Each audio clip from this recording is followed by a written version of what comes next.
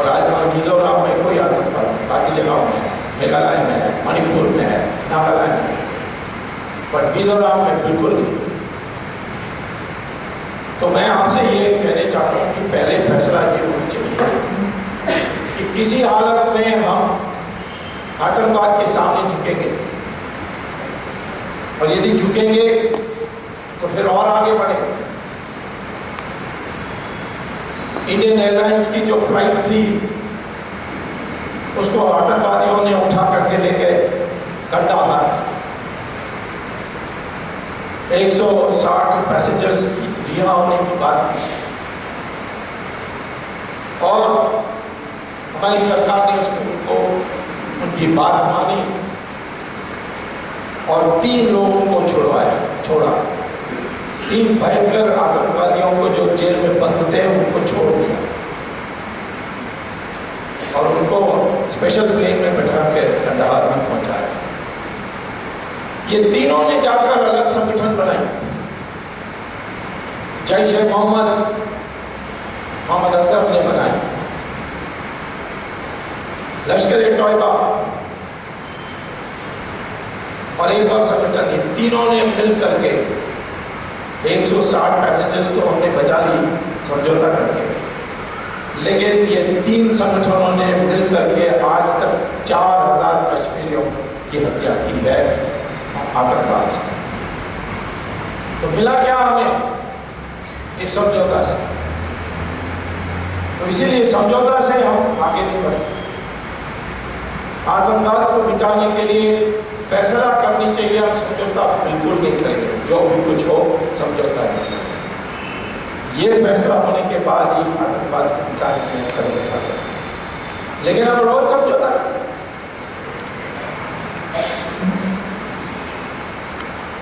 आपको ये मैं कहना चाहता हूँ कि सबसे बड़ा खतरनाक आतंकवाद है वो है पाकिस्तान की प्रेरणा से लेकर इस्लामिक आतंकवाद। वो इसीलिए खतरनाक है क्योंकि उसकी सारी दुनिया में उसकी सप्लाई लाइन से पैसा की। पाकिस्तान मदद कर रहा है, इसमें कोई संदेह नहीं, लेकिन हम तो तैयार हो जाते हैं बातचीत करने के लिए। लोग मुझे पूछते हैं कि क्यों हमारे नेता इतना जल्दी तैयार हो जाते हैं पाकिस्तान से बात करने। इसमें मेरा एक थियरी है, ये सारा जो 2G हो, CWG हो, या कोयले के मामला हो या तेल का मामला हो, जो भी हो, जिसमें भी भ्रष्टाचार हुआ, ये भ्रष्टाचार का पैसा विदेशों में हमारे मंत्री लोग हवाला के जरिए बाहर भेजते हैं। ये हवाला के लोग सब दुबई से जाते हैं।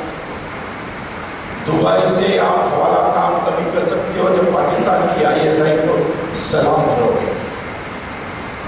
इसीलिए आज पाकिस्तान को पता है कि कौन सा मिनिस्टर के पास कितना पैसा कहाँ जमा किया, कौन से बैंक अकाउंट में, स्विट्जरलैंड में या कोई, तो हवाला लोग बता दे। तो पाकिस्तान के सामने ये खड़े हो गए, ये तो डरते हैं कहीं पेपर में ना छप जाए कि इस बैंक में इतना अकाउंट है। आज हमारे एक मिनिस्टर्स जो हैं वो पाकिस्तान से ब्लैकमेल होते हैं, इसीलिए इतना आक्रमण हमारे ऊपर किया पाकिस्तान, फिर भी हम उनसे बातचीत के लिए तैयार हो जाते हैं। पाकिस्तान को जवाब देना होगा इस आतंकवाद के लिए, उसके लिए हमें तैयारी करना पड़ेगी। हम डरते रहेंगे कि नहीं न्यूक्लियर वॉर हो जाएगा। कौन सी न्यूक्लियर वॉर होगी? ऐसे न्यूक्लियर वॉर क्या, हम कोई पाकिस्तान में जो कश्मीर में जो 55 टेररिस्ट की ट्रेनिंग कैंप है, उसमें हम अपना हवाई जहाज भेज करके उनको बम करें, तो क्या पाकिस्तान हमारे ऊपर न्यूक्लियर बम डालने का? डालने दो, हम 10 डालेंगे उसके ऊपर तो पाकिस्तान ही खत्म हो जाएगी। नो पाकिस्तान ऐसे चाहिए पाकिस्तान की दूसरी तरफ से तकलीफ दे सकते हैं, बलूचिस्तान को कह सकते हैं तुम अलग करो। बलूचिस्तान तो तैयार है, शुरू से तैयार, हम तैयार नहीं हुए उनको मदद करने के लिए। सिंध को तैयार कर सकते। पिछले बार बांग्लादेश का हुआ तो 2 टुकड़ा हुआ, अब 4 टुकड़ा हो सकता है, और ये एक अलग देश हमारे साथ रहेगा। तो इसीलिए पाकिस्तान को भी समझना आना चाहिए कि ये हिंदुस्तान बर्दाश्त नहीं करेगी। आज तो उनके दिमाग में ये हमसे कहते हैं कि प्रूफ दो, हमारे लोग भी जाते हैं प्रूफ देने के लिए। हमारे होम सेक्रेटरी वहाँ पहुँच गया दस्तखत करने के लिए, वो कहते नहीं हम तैयार नहीं। इससे बड़ा अपमान क्या हो सकता है?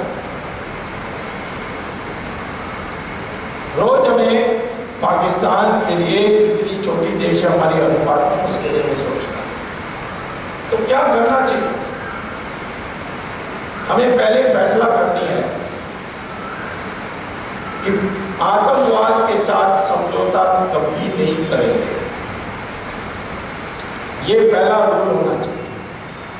हवाई जहाज को हाईजैक करेंगे, समझौता नहीं करेंगे। लेकिन जिन लोगों ने किया उनको समझा देंगे कि आप एक हवाई जहाज का जो पैसेंजर्स के साथ कुछ करोगे तो हम आपके लोगों को गोली मारेंगे।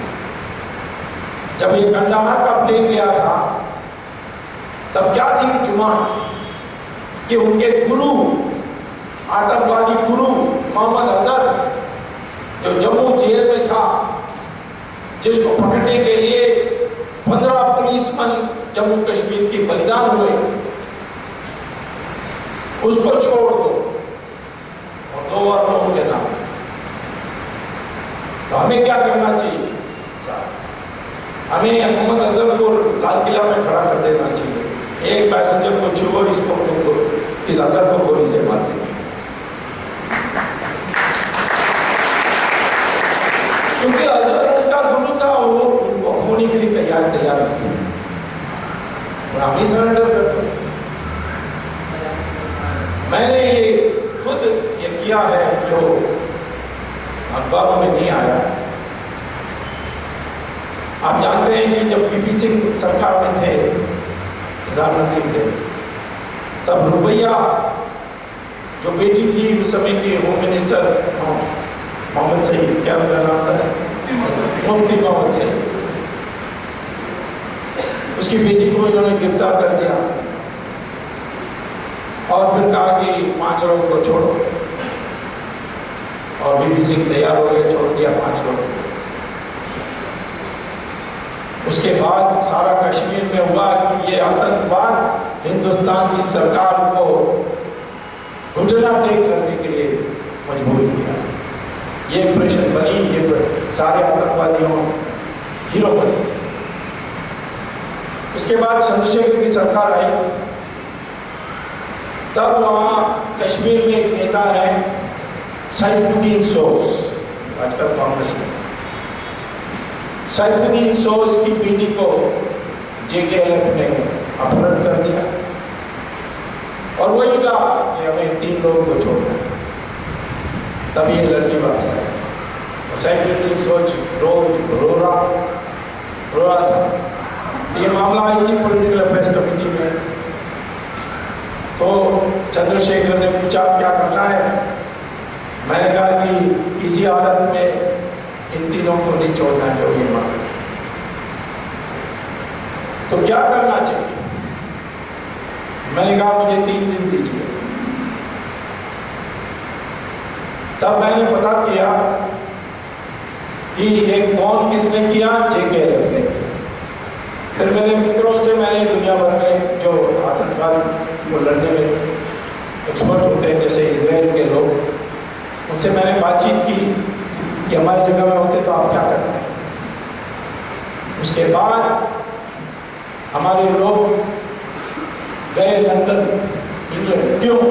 क्योंकि JKLF के जो ऑफिस बेरर्स थे, प्रेसिडेंट, वाइस प्रेसिडेंट, ट्रेजरर, तीनों इंग्लैंड में एग्जाइल में रूप में बैठे हुए। पाकिस्तान कश्मीर से भाग गए थे, वहाँ रह रहे थे, वहाँ से कंट्रोल कर रहे थे। तो हमारे लोगों ने जाकर इन तीनों को संदेश दिया कि इस लड़की का कुछ होगा और इसको 48 घंटे में नहीं छोड़ोगे तो तुम तीनों लोगों का लंदन में, इंग्लैंड में ही रहते हुए तुम्हारी हालत खराब होगी। यानी माने उनको रहने नहीं देंगे जिंदा। तो आश्चर्य होगा कि 48 घंटे की जगह में 24 घंटे के अंदर सैफुद्दीन सोज की बेटी को उन्होंने JKLF वालों ने ऑटो रिक्शा में बैठा करके उसकी घर पहुंचा करके उसको छोड़ दिया।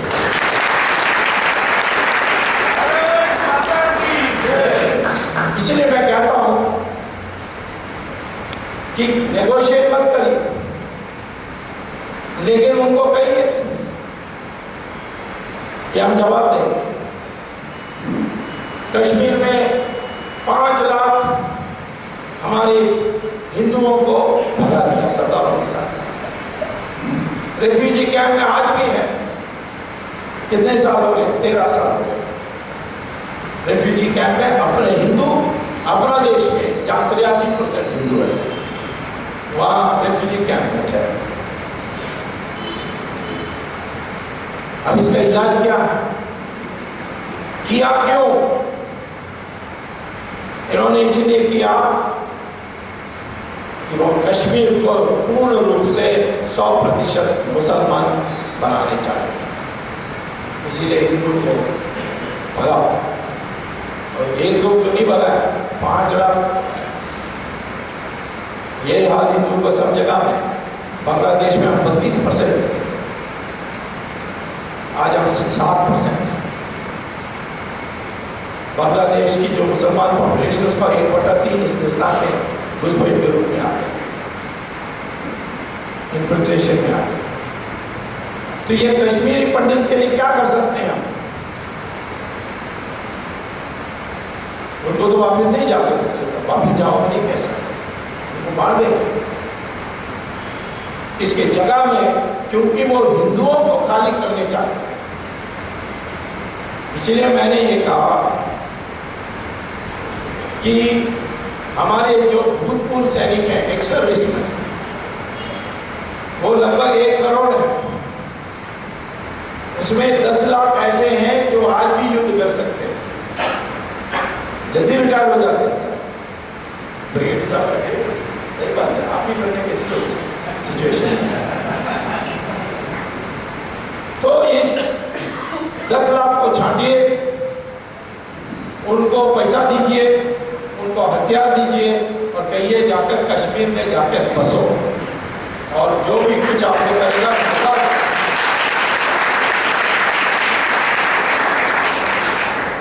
और ये कश्मीरी पंडितों से उनका घर का एड्रेस ले लो, उस घर को भी खाली करके वहीं रह लीजिए। 370 धारा की उल्लेख किसी ने मुझसे किया कि अरे वो कैसा कर सकते हो, 370 धारा लगी है। मैंने कहा 370 धारा क्यों लगी? इसीलिए लगी कि जो रिलीजियस कॉम्पोजिशन है वो बदलना नहीं चाहिए। जवाहरलाल नेहरू ने कहा कि ये नहीं होगा तो सारे हिंदू कश्मीर में जाकर बस जाए। आज तो उल्टा हुआ है, मुसलमानों ने हिंदुओं को भगा दिया। तो 370 धारा की उल्लंघन तो आतंकवादियों ने किया है। हम उसको रिस्टोर करने के लिए 10 लाख भेजते हैं। क्यों? क्योंकि आप 5 लाख भेजोगे तो हम 10 लाख भेजेंगे, कल आप 10 लाख भेजोगे तो 20 लाख भेजेंगे। तब इनको होश में आएंगे, ये लोग अक्ल नहीं आएंगे, कर सकते हैं। मैंने एक सर्विसमैन से बात की थी, उन्होंने कहा कि आप तो सिर्फ टेलीविजन देखते हैं, IPL देखते हैं, हमें मौका मिलेगा तो हम आपकी जय जयकार करेंगे।